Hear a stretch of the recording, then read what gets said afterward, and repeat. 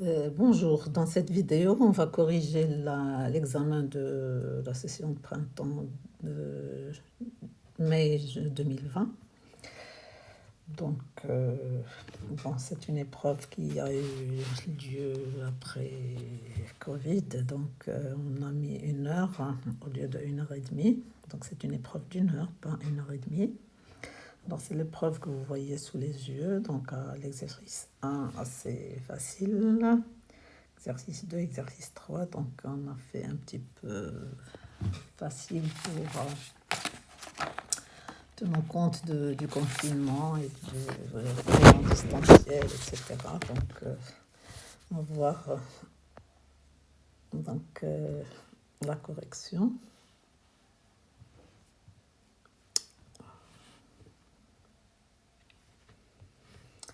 Alors, exercice 1, donc on nous donne soit les sous-espaces vectoriels de R3, donc E c'est le sous-espace vectoriel engendré par les deux vecteurs, 0, 4, moins 1, 4, moins 2, 5. Et F c'est le sous-espace des éléments de R3, x, y, z, tel que x moins 2z égale 0. Alors on nous demande de donner une base pour E et une base pour F. Donc, exercice 1.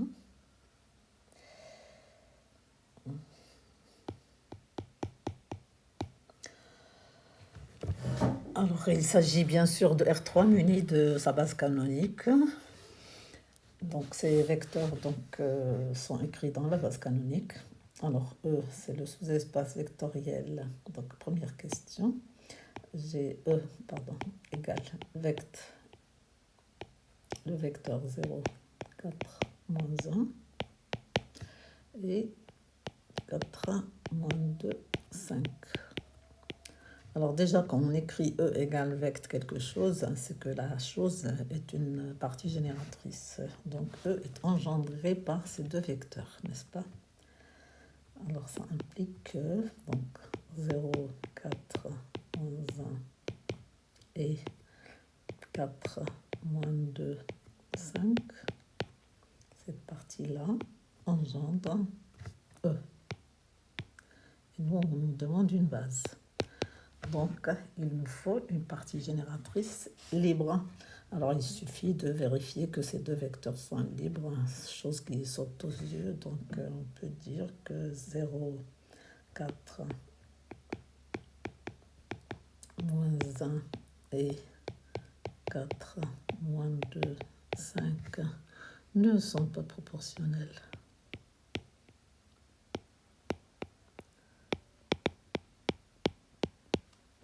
C'est-à-dire que l'un ne s'écrit pas en fonction de l'autre, alpha fois l'autre, ne sont pas proportionnels, donc la famille est libre. Donc, cette famille-là, 0, 4, moins 1, 4, moins 2, 5, est libre. Donc, cette famille-là, donc là je l'écris entre parenthèses,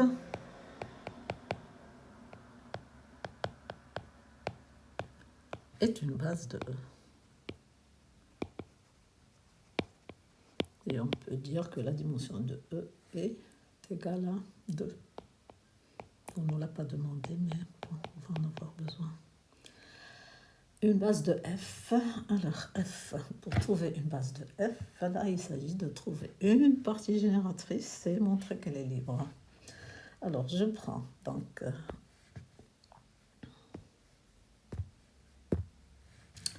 F. F, c'est l'ensemble des X, Y, Z dans R3, tel que X moins 2Z égale 0. Donc, prendre U égale X, Y, Z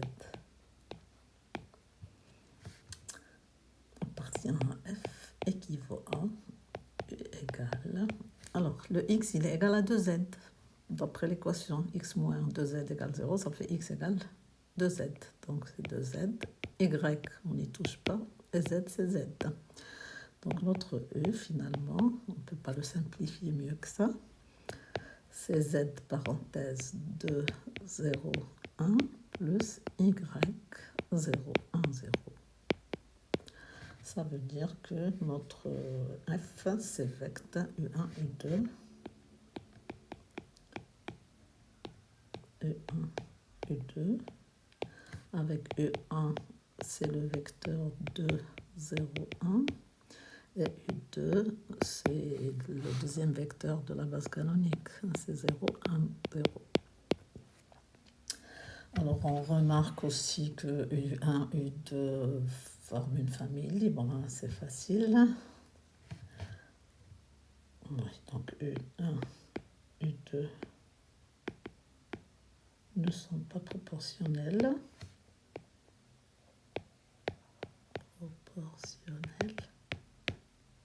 Pour deux vecteurs, c'est toujours facile. Il suffit de voir que les composantes ne sont pas proportionnelles. Donc, U1, U2 est libre. Et donc, par conséquent, U1, U2 est une base de U1, U2 est une base de F. Et dimension de F est égale aussi à 2. Alors, on nous demande de donner une base de E inter F. Deuxième question, donner une base de E inter F. Alors, je vais prendre soit E appartenant à E inter F. Alors, E appartient à E inter F équivaut à U appartient à E, la définition d'intersection, et U appartient à F. Alors, je vais exprimer U qui est dans E dans la base E, dans la base de E, n'est-ce pas? C'est des vecteurs qu'on nous a donnés. Ça veut dire qu'il existe un alpha et un bêta dans R, tel que E égale alpha fois le vecteur 0, 4, moins 1, plus bêta fois 4, moins 2, 5. Parce que c'est une famille génératrice de E. Et pour U appartenant à F, je dirais que U, je le prends égal à X, Y, Z. Je peux aussi l'exprimer dans la base U1, U2. Mais je choisis cette façon de faire, c'est plus simple. Ici, X moins 2Z égale 0. Donc ça équivaut à... Il existe alpha, bêta dans R tel que U égale. Alors, je mets ce alpha 0, 4, moins 1 et plus bêta 4, moins 2, 5 dans un même triplet. Donc, ça va faire 4 bêta. J'ai 4 alpha moins 2 bêta. Et j'ai moins alpha plus 5 bêta. Et j'ai, donc ça c'est le fait que ça appartienne à E, et parce que ça appartient à F, alors notre X c'est 4 bêta, notre Y c'est 4 alpha moins 2 bêta, et notre Z c'est moins alpha plus 5 bêta. Donc je vais écrire que X moins 2Z est égal à 0. Donc X c'est 4 bêta,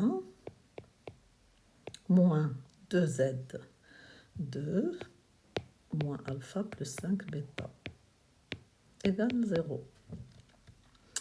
Équivaut à. Il existe alpha, bêta tel que. Toujours. Alors, je vais prendre la deuxième l'équation, si vous voulez, l'équation. Donc 4 bêta plus 2 alpha moins 10 bêta. Ça nous fait donc 2 alpha. 4 bêta moins 10 bêta, ça fait moins 6 bêta égale 0. Et U, donc là j'ai pris la deuxième ligne en premier, et U égale or. Et U égale O. Je touche des choses. U égale. Alors 4 bêta. Je le mets. Donc là, j'ai alpha qui est égal à 3 bêta à partir de cette équation. Donc je vais le faire comme ça. 4 bêta. 4 alpha moins 2 bêta. Et moins alpha plus 5 bêta. Je garde donc la première équation en 2. Alors ça équivaut à alpha égale 3 bêta. Il existe alpha bêta tel que alpha égale 3 bêta. Et U, il va être égal à quoi? Donc 4 bêta. 4 alpha moins 2 bêta, ça fait 12 bêta moins 2 bêta, ça fait 10 bêta. Et moins alpha plus 5 bêta, ça nous fait donc moins 3 bêta plus 5 bêta, ça fait 2 bêta. Et donc je peux dire qu'il existe un bêta, j'ai pas besoin de alpha, tel que U égale, disons 2 bêta, 2, 5, 1. Donc, mon U qui appartient, alors ce 2 bêta, je peux l'appeler bêta prime, hein, n'est-ce pas? U égale, disons bêta prime, 2, 5, 1. Il existe bêta prime dans R. Donc notre E qui est dans l'intersection, il s'écrit en fonction du vecteur 2, 5, 1. Ça veut dire que E inter F, c'est le sous-espace vectoriel engendré par le vecteur 2, 5, 1. Et 2, 5, 1 n'est pas nul, donc dimension de E inter F est égale à 1. Petit 3, la somme est-elle directe? Ça, c'est une question de cours. E plus F n'est pas direct puisque E inter F n'est pas réduit à 0. E plus F n'est pas direct.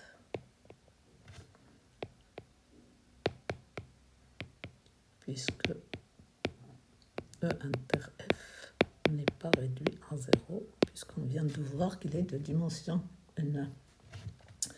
Petit 4, calculer dimension de E plus F. Dimension de E plus F. C'est égal par propriété du cours. C'est dimension de E plus dimension de F moins dimension de E inter F. On a trouvé 2 plus 2 moins 1. Ça fait 3. Donc dimension de E plus F, c'est 3.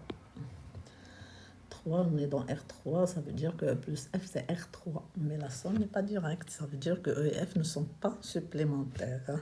Parce qu'il y a une intersection qui n'est pas réduite à 0. Donc là, on ne nous demande rien, mais je vous fais le commentaire. Exercice 2, tout aussi facile. On considère l'application qui va de R2 de x dans R2 de x. Ce sont les polynômes de degré inférieur ou égal à 2, le coefficient réel, qui a P associé x, P'. P' étant le polynôme dérivé de P.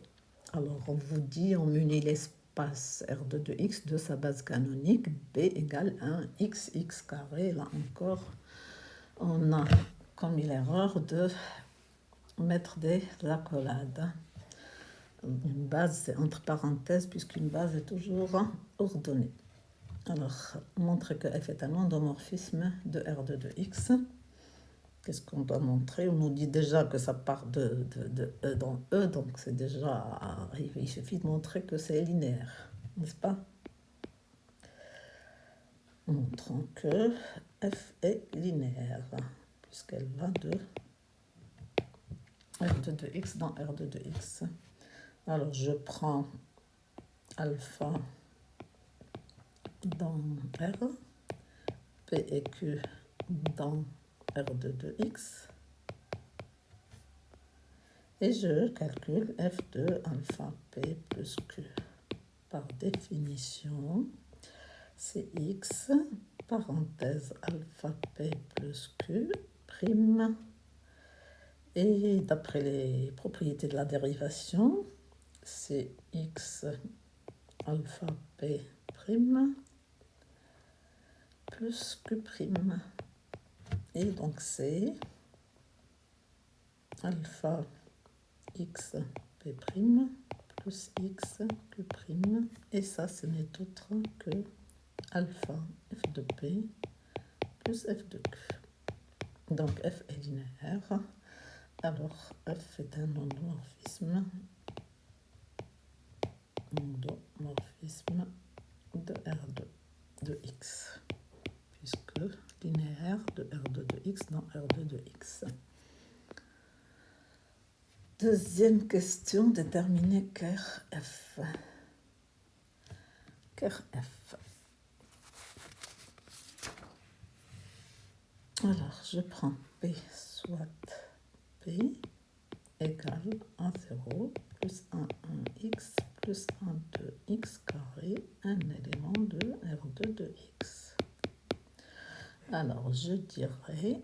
Bon, déjà, je calcule f de P, c'est quoi? F de P, c'est x fois P', et P' c'est A1, donc c'est A1x plus 2 à 2x carré. N'est-ce pas? Puisque P' c'est A1 plus 2 à 2x, et donc en multipliant par x, j'obtiens f de P égale A1x plus 2 à 2x carré. Alors, je dirais que P appartient à ker F équivaut à f de P égale 0, qui équivaut à 1x plus 2 à 2x carré égale 0, qui équivaut d'après les définitions des propriétés des polynômes, que A1 égale 0 et 2 à 2 égale 0, c'est-à-dire A2 égale 0. Et donc notre P s'écrit A0. Avec A0 dans R1. Ça veut dire que le noyau, c'est le sous-espace vectoriel engendré par le polynôme 1. C'est-à-dire que c'est le sous-espace des constants, des polynômes constants. Parce que P c'est A0, donc c'est un polynôme constant, donc c'est R tout entier. Donc une base de R c'est 1.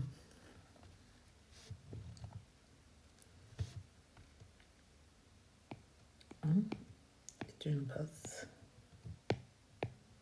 de ker F. Troisième question. Déterminer une image et on donne une base. Alors, qu'est-ce qu'on sait? On sait que l'image de F, c'est toujours le sous-espace vectoriel engendré par les images de la base, d'une base plutôt. Donc, f de 1, puisqu'on me donne la base canonique, f de x carré.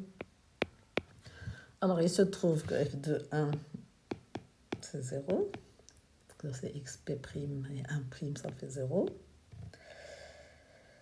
F de x, c'est x carré, alors x plutôt, prime, x prime, ça fait 1, fois x, donc ça fait x.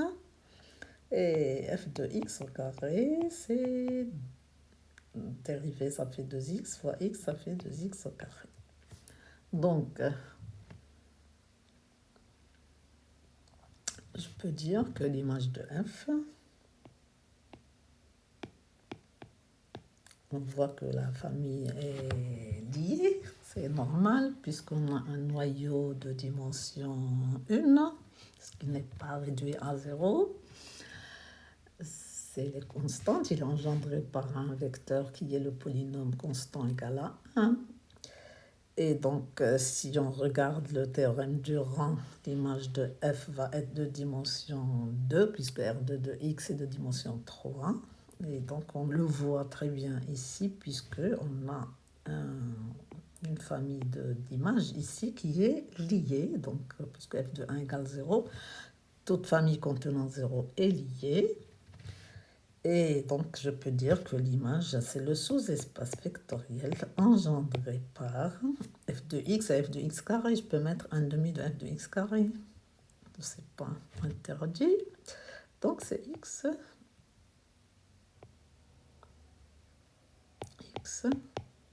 carré.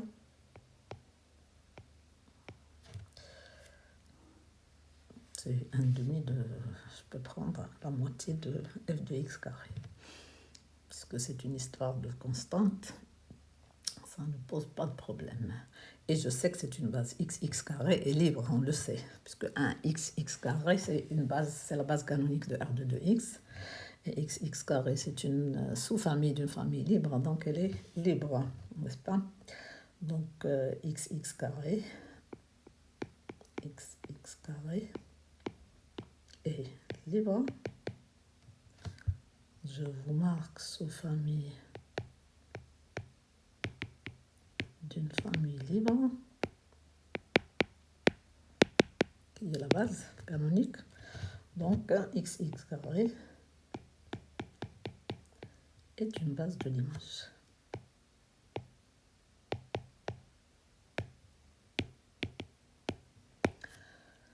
Alors, montrer que ker f et im f sont supplémentaires. Voilà, ça saute aux yeux.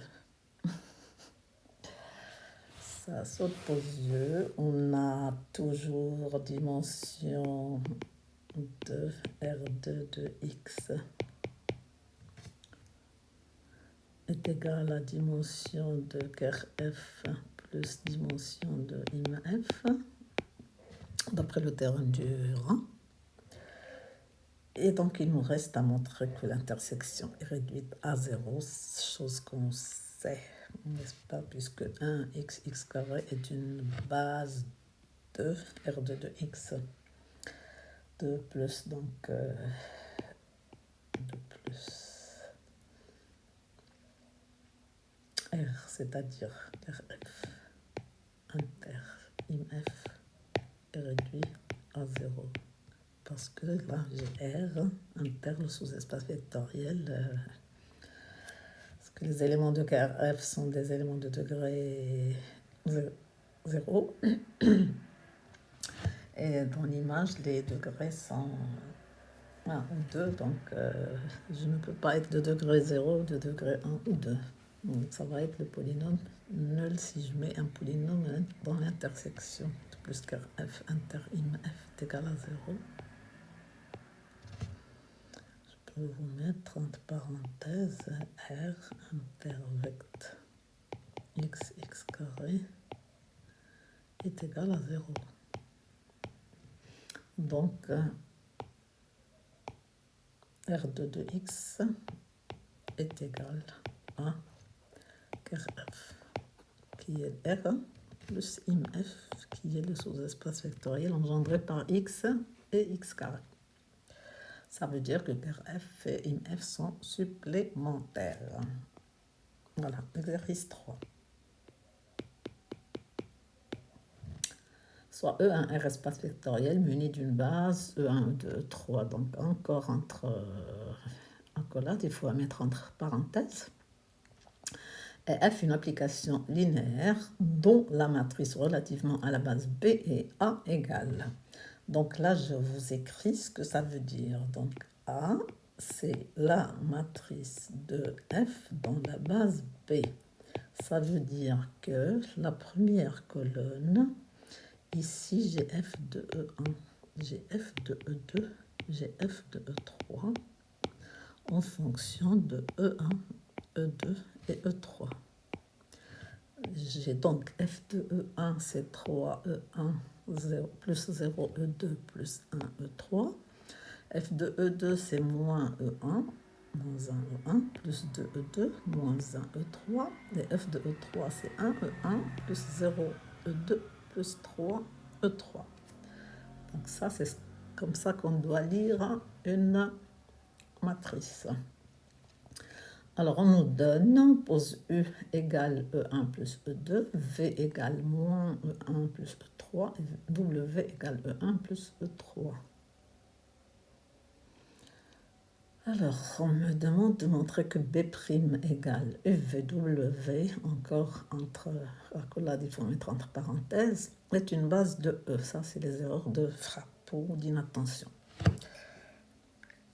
Alors, pour montrer que c'est une base, il suffit de montrer que c'est une famille libre, soit en calculant le rang de UVW, soit en le faisant comme on faisait dans les premières séries. Donc, je vais le faire à l'ancienne méthode. Donc, je vais dire que, montrant que B' est libre, alors je prends soit alpha, bêta, gamma des réels tels que alpha U plus bêta V plus gamma W égale 0. Alors c'est le 0 de E, c'est-à-dire dans R3. Ça équivaut, donc alpha U plus bêta V plus gamma W égale 0 équivaut à, alors alpha E1 plus E2, je vais mettre tout ce qui est en E1 ensemble et tout ce qui est en E2 ensemble et ce qui est en E3 ensemble, directement. Ça va faire alpha pour E. Pour V, j'ai moins bêta. Et pour W, j'ai plus gamma E1. Alors pour E2, je ne l'ai que dans U. Donc plus alpha E2. Plus, alors pour E3, je l'ai en V, donc c'est gamma bêta. Et je l'ai plus gamma E3 égale 0. Alors, comme E1, E2, E3 est une base, donc c'est une famille libre, ça implique, j'ai besoin d'une implication, j'ai pas besoin d'équivalence, implique que tous les coefficients sont nuls. Alpha moins bêta plus gamma égale 0, alpha égale 0, et bêta plus gamma égale 0. Voilà. Puisque je vais le dire, donc puisque E1, E2, E3 est libre, parce que c'est une base. Alors, alpha U plus bêta V plus gamma W égale 0 implique. Alors, ça implique encore que, donc on récupère alpha égale 0, je le mets en haut. Et il me reste moins bêta plus gamma égale 0 et bêta plus gamma égale 0. Donc si je fais la première ligne plus la deuxième, ça me donne 2 gamma égale 0, donc gamma égale 0. Et si je fais la première ligne moins la deuxième, moins la troisième, je veux dire la première plus la troisième me donne 2 gamma égale 0 avec alpha égale 0. Et si je fais la soustraction, ça me donne bêta égale 0. Donc là, c'est facile. Alpha égale bêta égale 0. Donc, alors, UVW est libre. Alors, maintenant, comment on va conclure? Alors, on a cardinal de B', c'est-à-dire UVW, on l'a appelé B', égale 3, égale dimension de E, puisque E est de dimension 3. Alors, tout ça, et B' libre, ça implique que B' est une base de E. Donc, j'ai une nouvelle base de E. Deuxième question me demande la matrice de passage P de la base P à la base B'. Alors, P, c'est la matrice de passage. Je le note comme ça, moi, P vers P'. C'est tout simplement les coordonnées de la nouvelle base dans l'ancienne. Alors, quand je parle de coordonnées, c'est en colonne. Donc, E1, E2, E3. Donc, j'ai U1 qui s'écrit E1 plus E2, donc ça fait 1, 1, 0. V qui s'écrit moins E1 plus E3. Moins E1 plus E3, je mets 0. Là, j'ai oublié de mettre U1, U2, U3, c'est UVW, je vais rectifier. Et W, c'est E1 plus E3. Donc 1, 0, 1. Et j'appelle ma gomme pour rectifier ça. J'appelle le stylo. J'ai UV, W. Voilà, donc U c'est E1 plus E2, V c'est moins E1 plus E3 et W c'est E1 plus E3. Donc ça, c'est la matrice de passage.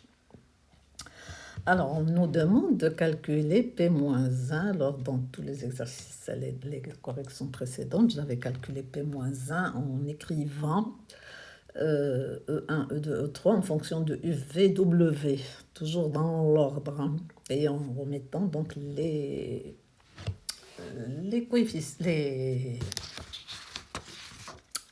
composantes.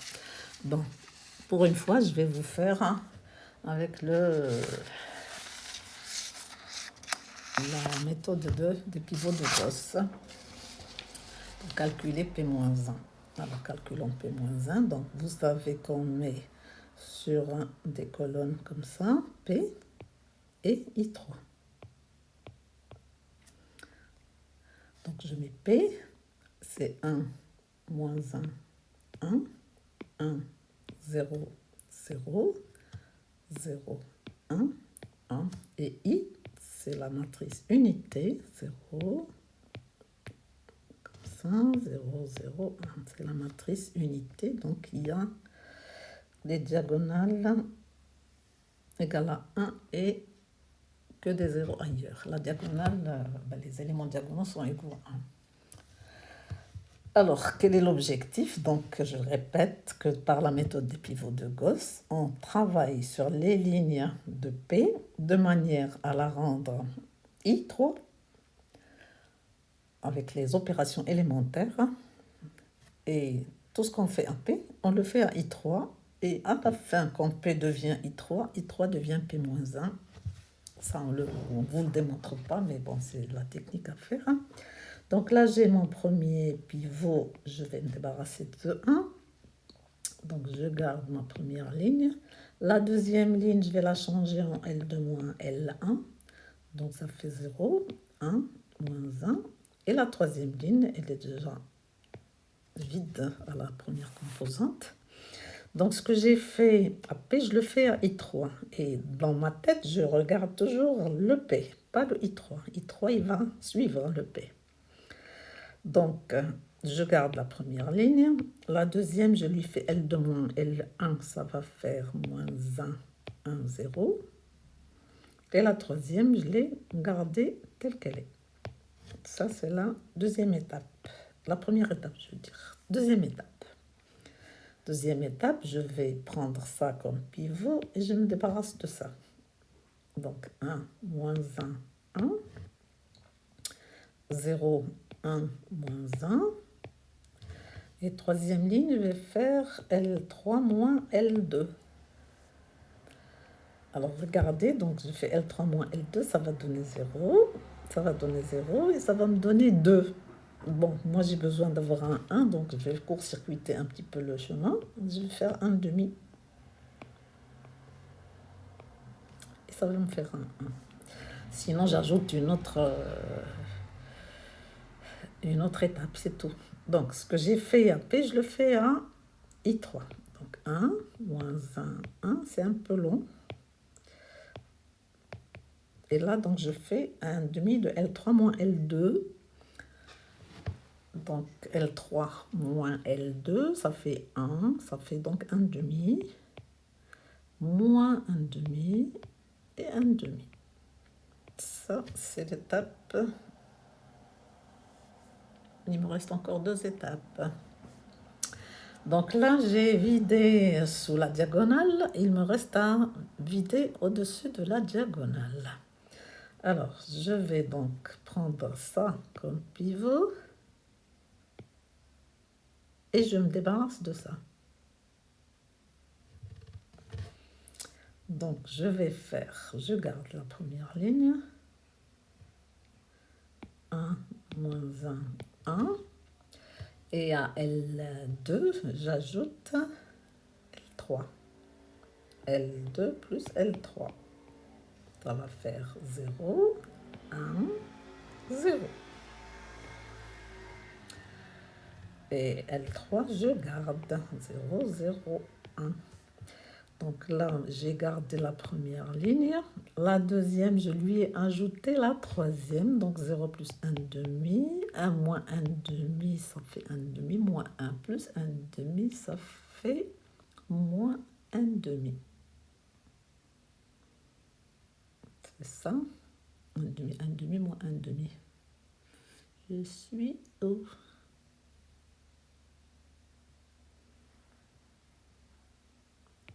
Oui. C'est ça. Donc L2 plus L3. 1 demi. L2 plus L3. Oui. Oui. Et la troisième ligne, je l'ai gardée intacte. Alors après, qu'est-ce que ça me donne?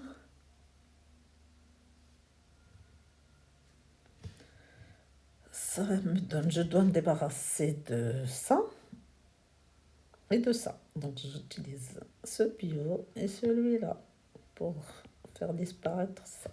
Donc ça va faire L1, je lui ajoute L2 et je lui retranche L3.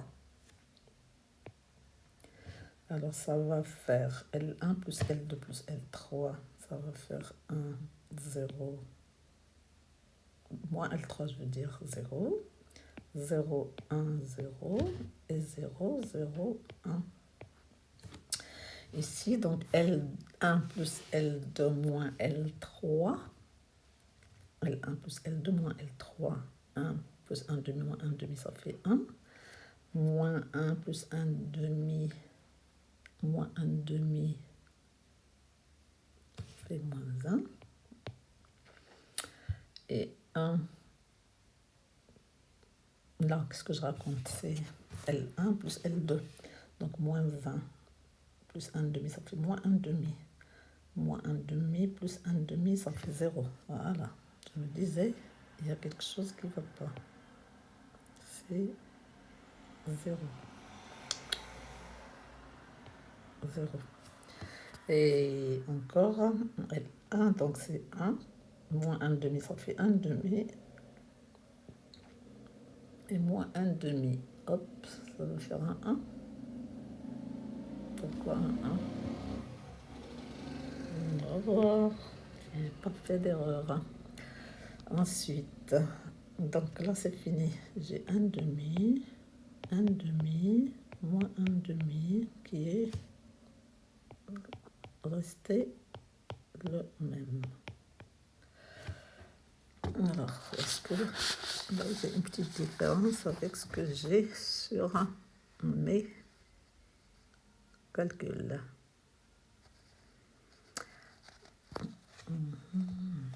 Alors, vérifions, revérifions, parce que là, c'est toute une histoire de... Donc, 1 moins 1, 1, 1, 0, 0, 0, 1, 1. J'ai fait un...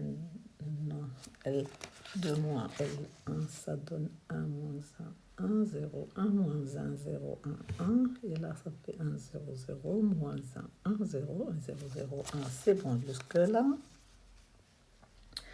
Je vérifie. 1, moins 1, 1.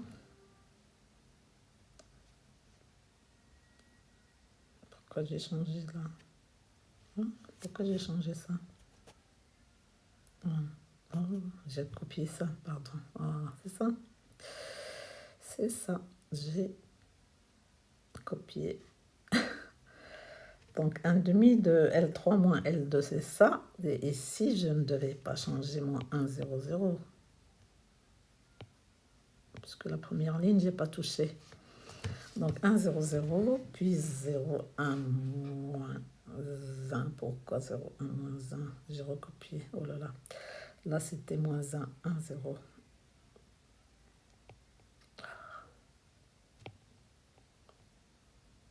Je recopie. Moins 1, 1, 0. Voilà. Et 1 demi de L3 moins L2, je me suis dit, il y a une erreur quelque part. Ça, c'est bon. Maintenant, moins 1 demi, moins 1 demi, 1 demi. Après, là, j'ai encore fait la même erreur. J'ai recopié la ligne de... Alors qu'il fallait que je copie la ligne de... I3. Donc, là, c'est 0 et 0. C'est L2 plus L3. L2 plus L3. L2 plus L3, ça va faire moins 1 demi ici. Non? Moins 1 plus 1 demi, 1 moins 1 demi et 1 demi ici. Ici, j'ai 1 demi. Voilà. Et le 1 demi moins 1 demi reste tranquille.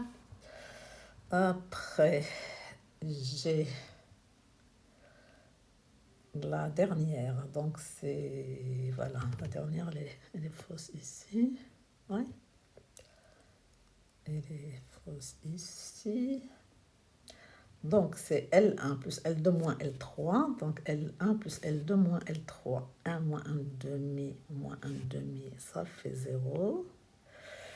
L1 plus L2 moins L3, ça fait 1. 1 demi moins 1 demi. Et L1 plus L2 moins L3, ça fait 0. Voilà, maintenant je suis d'accord avec mes calculs et les restes, c'est ça. Voilà. Donc j'ai fini. Ici, je retrouve I3. Donc là, j'ai P-1. Donc P-1, je l'écris, c'est 0, 1, 0, moins 1 demi, 1 demi, 1 demi, 1 demi, moins 1 demi, 1 demi. Donc une petite erreur d'inattention et vous avez des problèmes. Que je peux écrire égale 1 demi, parenthèse, 0, 2, 0, moins 1, 1, 1, si je ne veux pas traîner le demi, 1, moins 1, 1. Voilà. Alors, là, j'ai vérifié mes calculs, c'est bon. Après, qu'est-ce qu'on me demande? Donc là, on peut retrouver cette histoire en écrivant, donc, en écrivant E1 plus E2 égale U, et moins E1 plus E3 égale V, et E1 plus E3 égale W, en résolvant le système en EVW avec les inconnus E1, E2, E3. Et on trouve donc E1, E2, E3 en fonction de U, V et W. Ça veut dire qu'ici, je peux dire que E1, c'est égal à moins 1 demi V plus 1 demi W. E2, c'est égal à E1, c'est-à-dire U, plus 1 demi U, plus 1 demi V, moins 1 demi W, etc. Donc, c'est comme ça qu'on lit. Donc là, j'ai E1.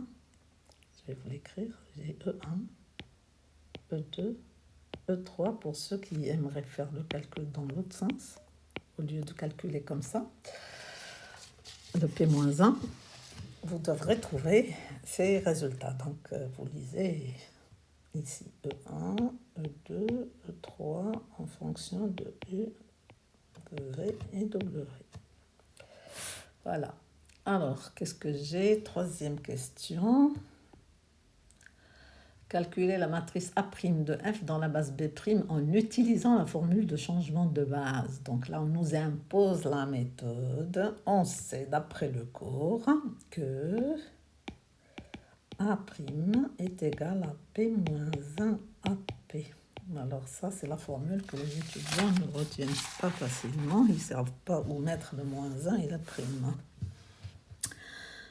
Alors, mettez les surplus, le prime et le moins 1 du même côté.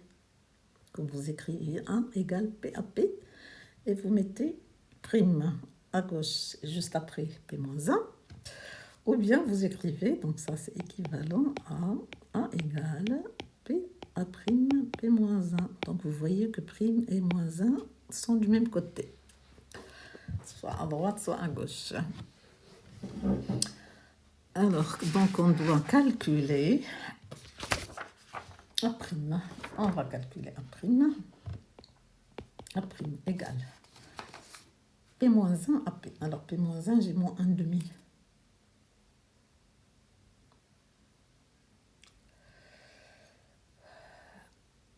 Alors, 1 demi, 2, P moins 1. Donc 0, moins 1, 1, 2, 1, moins 1, 0, 1, 1, moins 1, A, P. Donc A,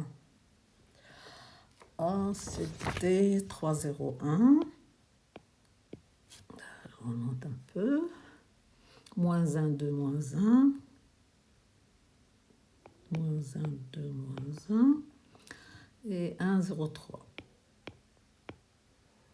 P moins 1 à P. Et le P, P c'est 1, 1, 0. Moins 1, 0, 1. Et 1, 0, 1. Égal. Alors, 1 demi, je le laisse jusqu'à la fin. Je vais calculer donc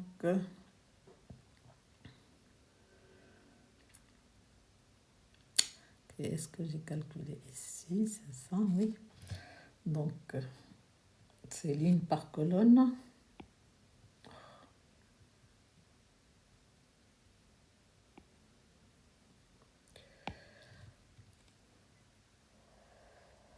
Alors, ça me donne donc 0 fois 3, 0 plus 2 fois 0 plus 0 fois 1, ça c'est première ligne, première colonne. Moins 1 fois 3, plus 1 fois 0, plus 1 fois 1, ça nous fait deuxième ligne, première colonne. Donc c'est la ligne fois la colonne. Et donc, ligne, colonne. Deuxième ligne, première colonne. Et ça nous donne un moins 2. Après, j'ai 1 fois 3, moins 1 fois 0. Et 1 fois 1, ça nous fait un 4. À la troisième ligne, première colonne. Maintenant, je passe de première ligne, deuxième colonne. 0 fois moins 1, 2 fois 2, 4. Et 0 fois 1. Donc, ça va faire 4. Voilà, 0 fois moins 1, ça fait 4. Deuxième ligne, deuxième colonne, donc moins 1 fois moins 1, plus 1 fois 2, plus 1 fois moins 1, et ça nous fait 2. Ensuite, troisième ligne, deuxième colonne, 1 fois moins 1 fois 2, et 1 fois moins 1, et ça nous fait... Alors, ça me fait... Est-ce que je suis dans l'histoire? Ça me fait donc 4, 2 moins 4. Après, 0 fois 1, 2 fois 0, et 0 fois 3, ça nous fait 0. Moins 1 fois 1, 1 fois 0 et 1 fois 3, ça nous fait 2.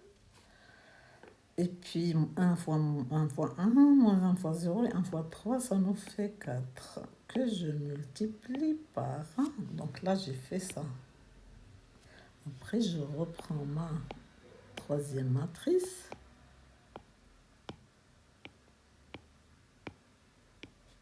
Et je multiplie. Ça va faire le 1 demi, je ne m'en occupe pas pour l'instant. Je multiplie. Et voilà ce que je vais trouver. 0, 4. Moins 2 plus 2, 0. Hop là, 0. 4 moins 4 et 0. Ça fait 0. Ensuite, ça va faire 0, 4 et 0, 0, 0, 8. Et donc, notre matrice P-1 AP, c'est-à-dire A', ça fait 2, 0, 0, 0, 2. Je rentre le demi.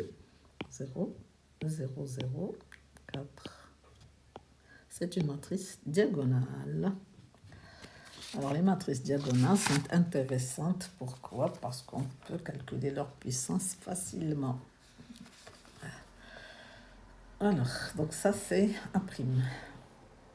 Quatrième question. Exprimer f de U, f de V, f de W dans la base B'. Alors, si j'ai bien calculé mon A', ça veut dire que, donc j'aurais écrit A', c'est 2, 0, 0, 0, 2, 0, 0, 0, 4.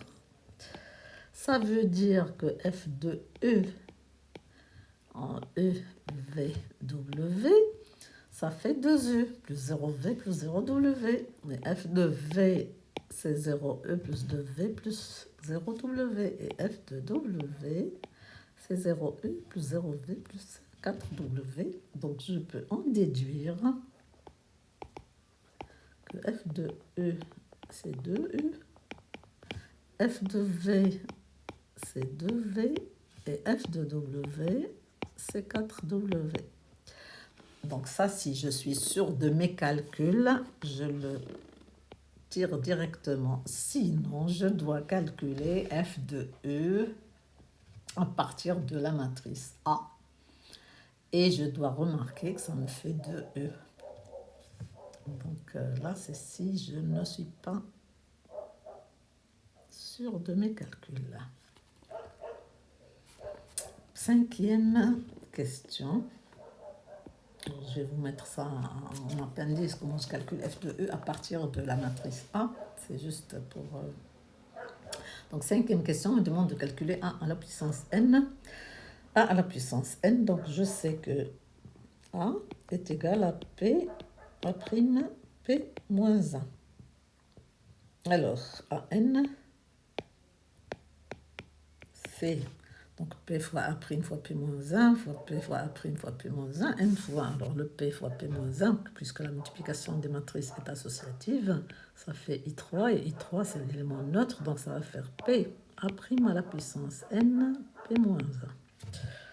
Je n'ai pas besoin de réécrire le détail. Et donc, je peux calculer A puissance N. A à la puissance N, ça donne A à la puissance N. Alors, ça va faire... Alors, de 1,5 du P-1, je le mets dehors. Je mets le P. P, c'est 1, 1, 0, moins 1, 0, 1, et 1, 0, 1, ça c'est le P. Après, à la puissance n, je sais que les matrices diagonales élevées à la puissance n, c'est la diagonale qu'on élève à la puissance n. Donc, j'ai 2 à la puissance n, 0, 0, 0, 0, 2 à la puissance n, 0, et 0, 0, 0, 4 à la puissance n, que je peux écrire 2 à la puissance 2n. N'est-ce pas? Fois P-1. P-1, c'était le 1,5 fois, donc 0, moins 1, 1, 2, 1, moins 1, 0, 1, 1. Voilà, donc là, je vais calculer encore ce produit. Et je remets l'autre. Alors, ce produit, ça fait 1 fois 2 à la puissance n. Ça fait 2 puissance n. Là, j'ai encore 2 puissance n. Donc, ligne par colonne.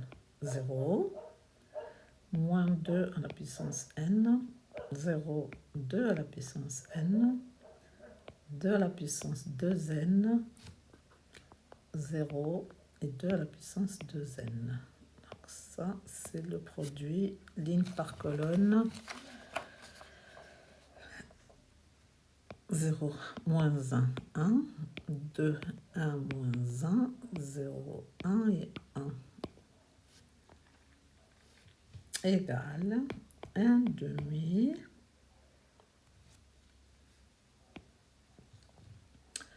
Alors, 0 fois 2 puissance n, c'est 0. Moins 2 puissance n fois moins 1, ça fait 2 puissance n. Et 2 puissance 2n fois 1, ça fait 2 puissance 2n. Donc, ça fait 2 puissance n plus 2 puissance 2n. Ici, j'ai 0, parce que 2 puissance n rencontre 0, les 0 rencontrent le moins 1 et le 1. Et là, j'ai 2 à la puissance 2n moins 2 à la puissance n. Là, j'ai 2 fois 2 puissance n. Ça fait 2n plus 1 moins 2 puissance n moins 2 puissance 2n. Là, j'ai 2 puissance n plus 1. Là, j'ai 2 puissance n moins 2 puissance 2n. Là, j'ai 2 puissance 2n moins 2 puissance n. J'ai 0. Et j'ai 2 puissance n plus 2 puissance 2n. Bon, je peux simplifier par 2. Mais bon, c'est pas... ça va pas être plus beau.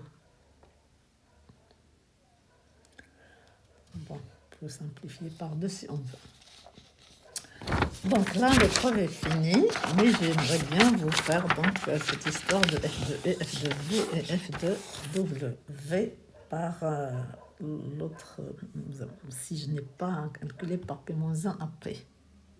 Si je ne suis pas sûre de mon A'. Comment je fais donc là, je vous mets appendice, c'est-à-dire quelque chose que j'ajoute. Je calcule f de e. Pour calculer f de e, vous savez que dans le cours, vous avez f de e égale, je sais pas moi, f de grand x, si vous voulez, égale grand y. Ça veut dire que un x égale y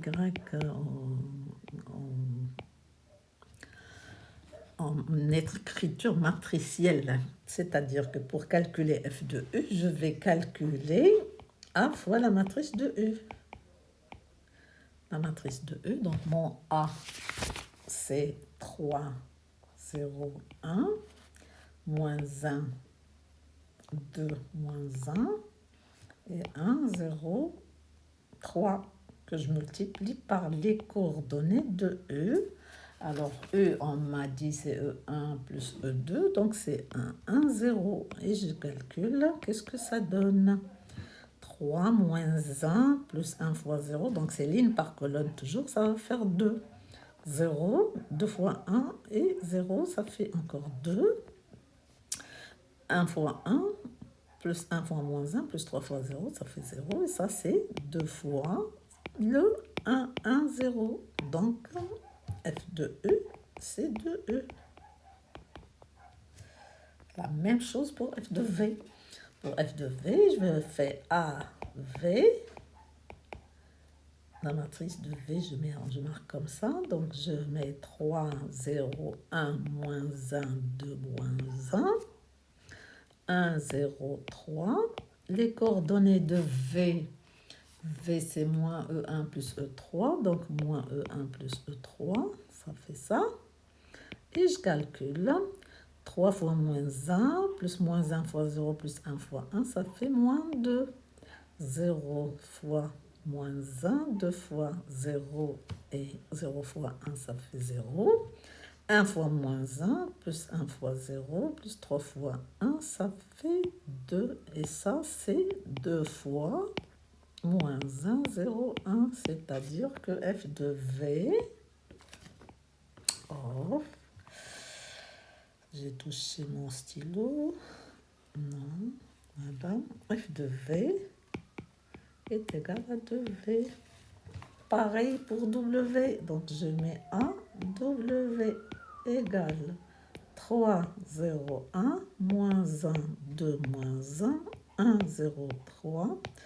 Les coordonnées de W, c'est E1 plus E3, donc 0, 1. 1. 1, 0, 1. Je calcule 3 fois 1, plus 1, ça fait 4. 0, 0. 1, plus 3, ça fait 4. Et ça fait 4. 1, 0, 1. Donc, f de W est égal à 4W. C'est ce qu'on avait trouvé avec la matrice. Donc, notre matrice va être diagonale dans la base VW. Voilà, c'est fini.